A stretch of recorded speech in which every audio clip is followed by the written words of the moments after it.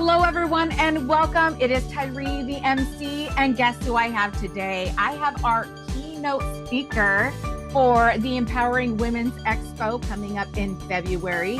I have Kedma with me. So, Kedma, you know, we know each other already. She was actually one of my Sash sisters. She was Mrs. Portland 2023. So, yes. Girl, catch me up. What's going on? I'm just excited. I'm excited about the expo. So many things since we last connected. I launched 2 new companies. And so welcome to Serial Entrepreneurship, and glad to be here.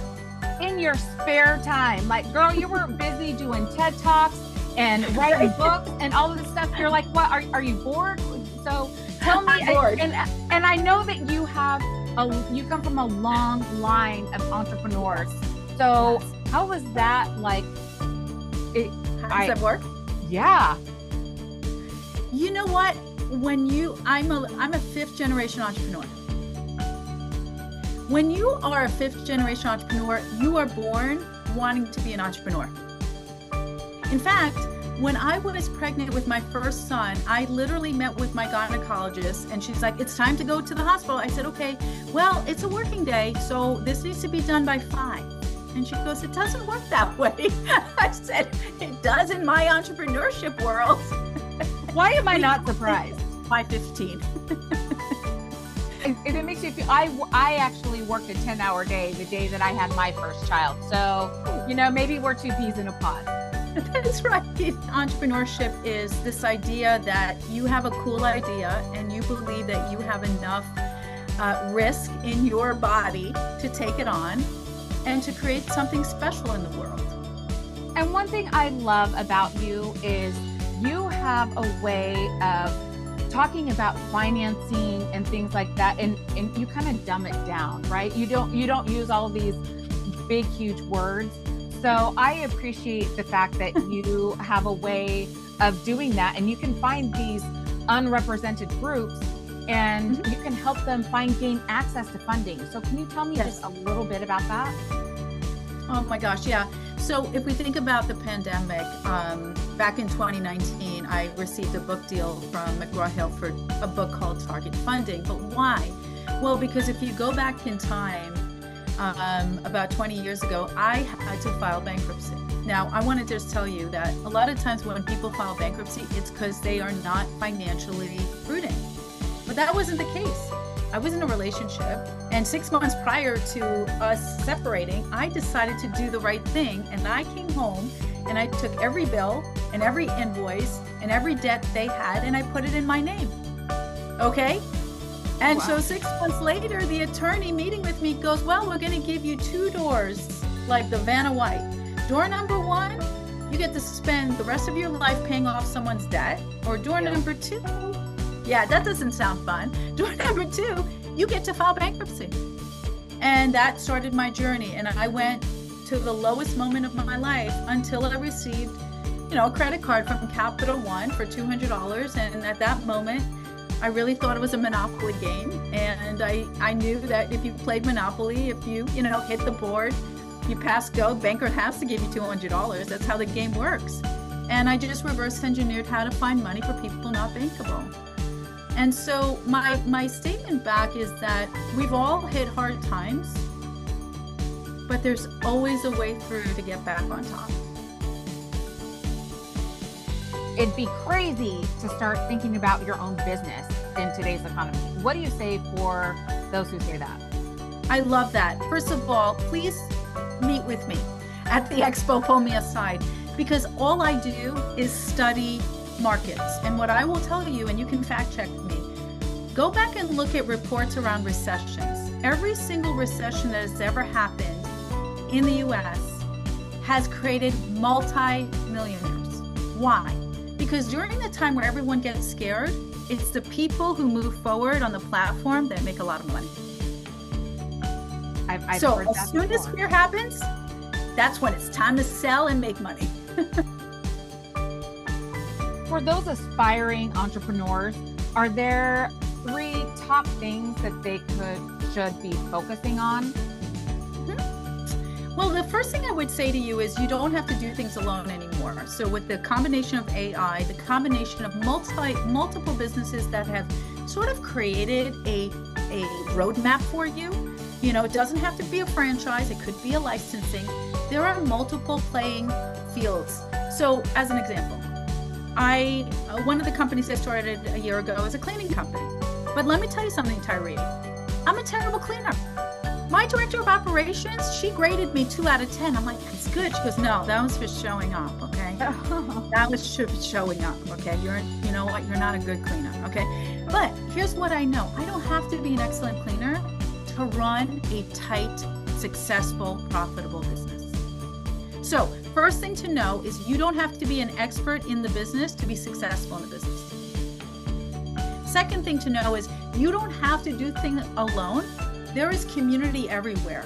There are people like you. There are people like me. Stop doing things alone. If you want to do things alone, just go and find an island by yourself, pick up some coconuts. But other than that, we do things through community. How do you find that community though? If you're like, say you are newly in a new town, you don't know anyone, how can you find that community to start that business? Oh my goodness. Listen, we could spend a whole hour on that, but the first thing I would say is go to your local Facebook groups. I'm part of the autism community because I have 2 kids who are autistic. I'm part of the badass women's community because I want to be a badass woman. I'm part of the SAS community, SAS Sisters community.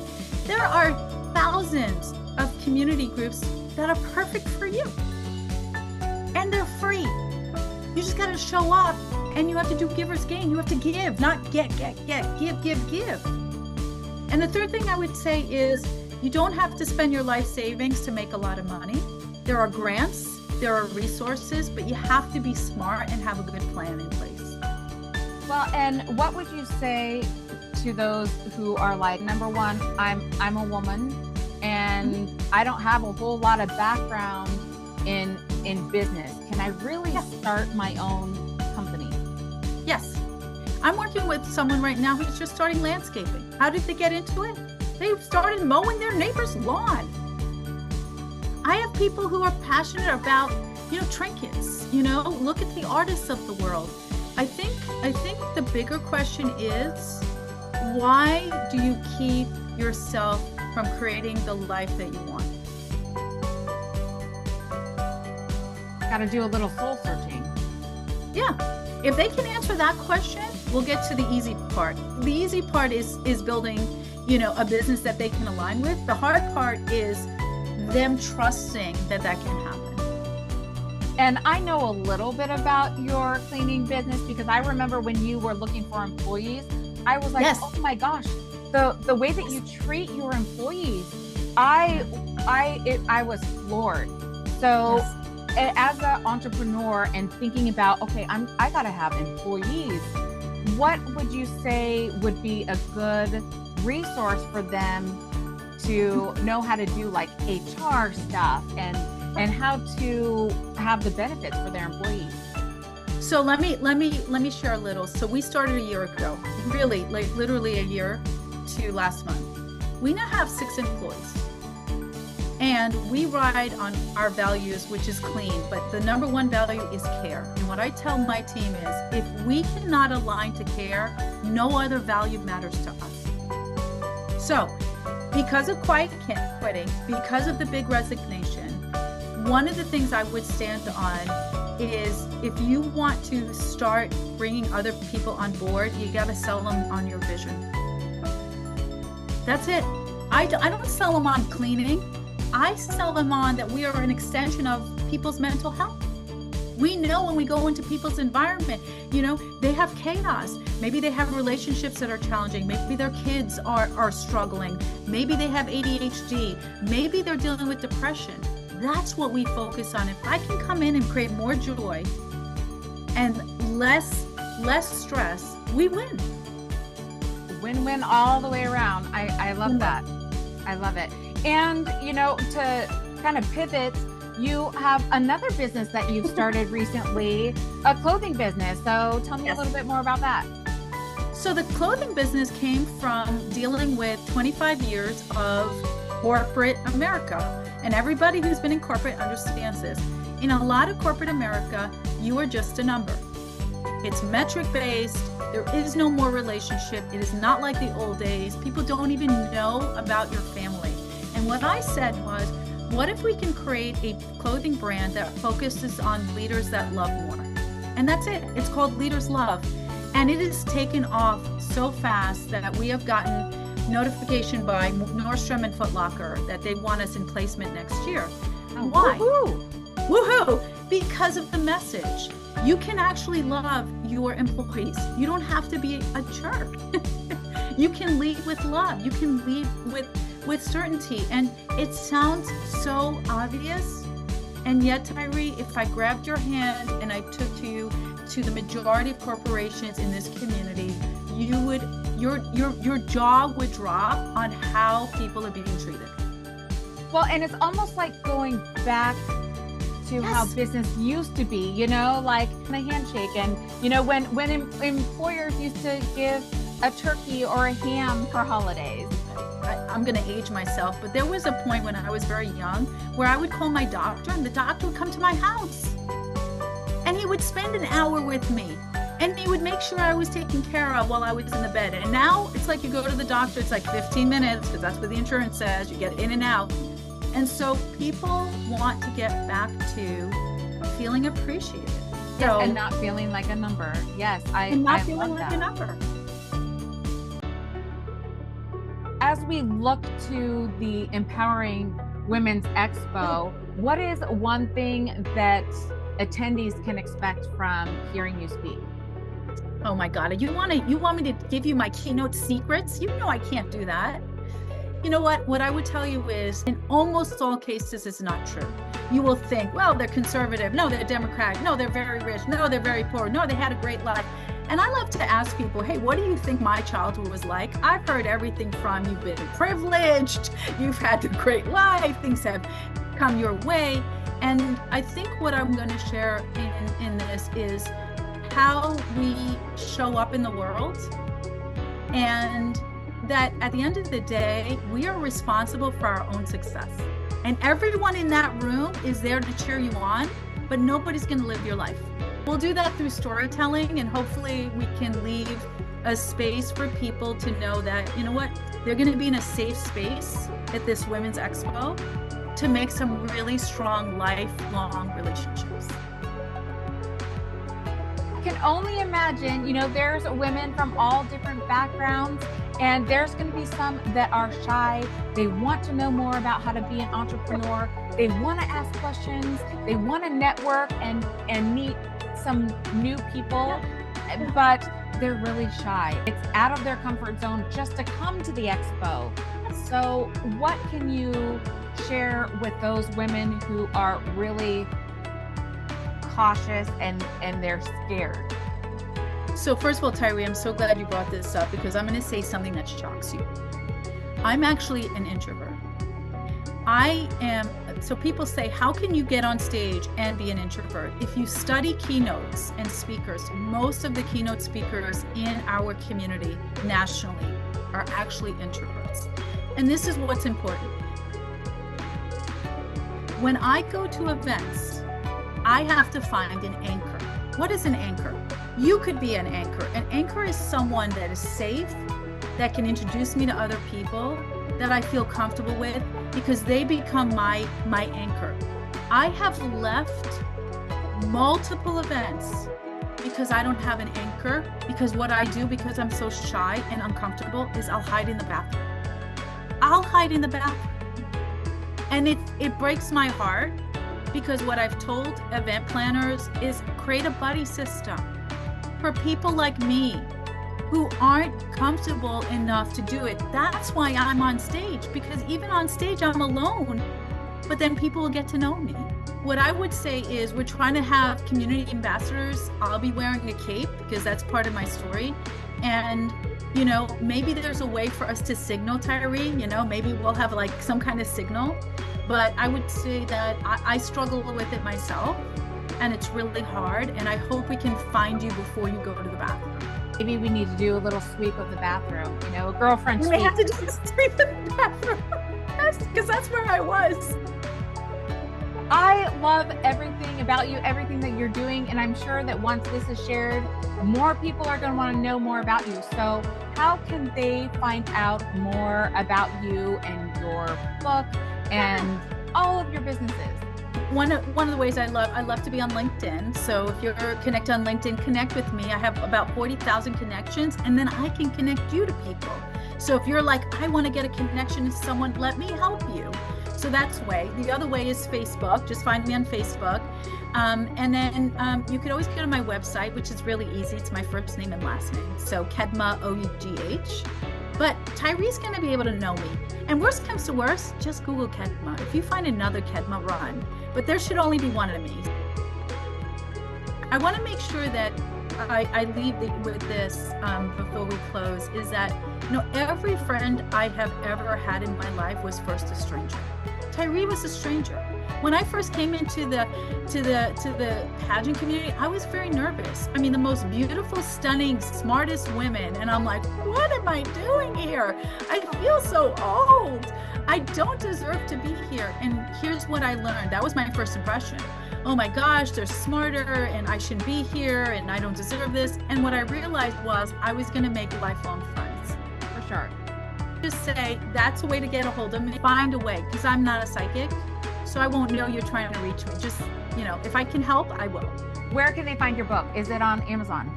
Yes. Oh, absolutely. Amazon, just easy. Target funding. I do have to tell you a quick secret on that. When we went for filing with the U.S. Patent Office, we had one huge company, you could figure out who it was, that almost blocked us from target funding. I can only imagine who that would be. Maybe it's right on in the bullseye. Yeah, it's in the bullseye. So excited. And so if they were to bring you a book, would you sign it for them? Oh, 1,000%. Of course. And also, while they're there, if they have any inspiration, and they can grab me, hey, I have a question, what do you think about this? Or what direction should I go? I just love serving people and watching their life change through entrepreneurship. Don't say you're too old, because we are the same age. And in fact, we have the same style. I think we know exactly, like, oh, Kedma would like that. And we probably will show up in the same thing. So we might have to talk to each other and know what we're going to wear to the expo so that we don't show up in the same thing.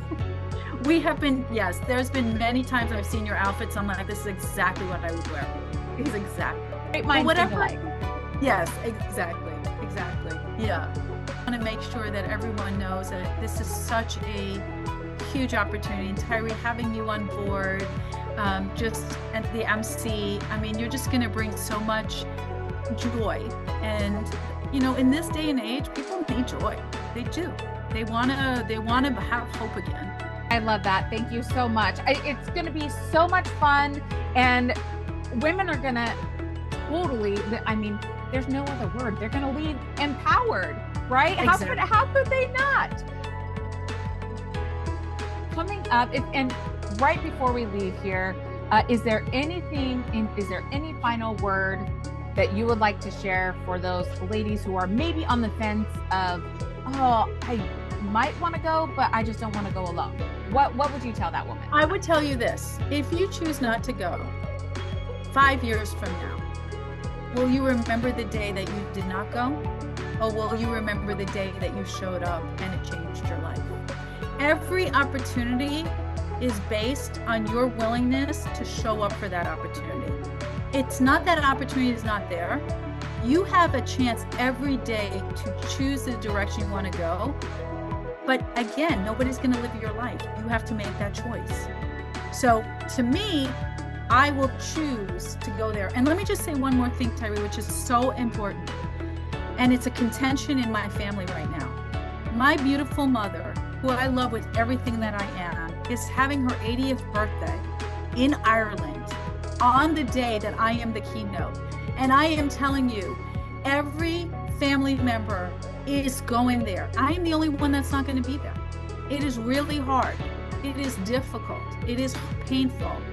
And You know, some of you hearing this is like, well, I would choose my mother. Yes, I love my mother. She just spent 3 weeks, but I couldn't say no to this community. And I said, Mom, I love you. I will come the week before. I'll come the week after. I will videotape you while we're out there. But this is the sacrifices I made. I made to come to this community because I could have said no. Right? So we all make a choice of where we need to be in our life. So that would be my response back to them. The fact that you are willing to do that sacrifice, it just shows how important you are to the listener, you know, whoever's watching. You need to be there. You need to be there because we're going to be there. We're sacrificing our time, and it's you know, it's not even a sacrifice. It's a willingness, right? We want to partner with all of these women and make them better because it makes our community better, right? Exactly. My mother wanted to know if we could reschedule, if you guys could fly to Ireland. I mean, she has tried everything. I'm like, I'll fly to Ireland. I'll go. She said, can't you guys just have the keynotes coming from Ireland? This is Kedma and Tyree coming in from Ireland. I said, well, I could talk to her, but I don't know if it's going to work out. Maybe next year. But for this year, for 2025, make sure that you are there February 22nd and 23rd for the Empowering Women's Expo in Hillsboro, Oregon. All the details will be on the next screen.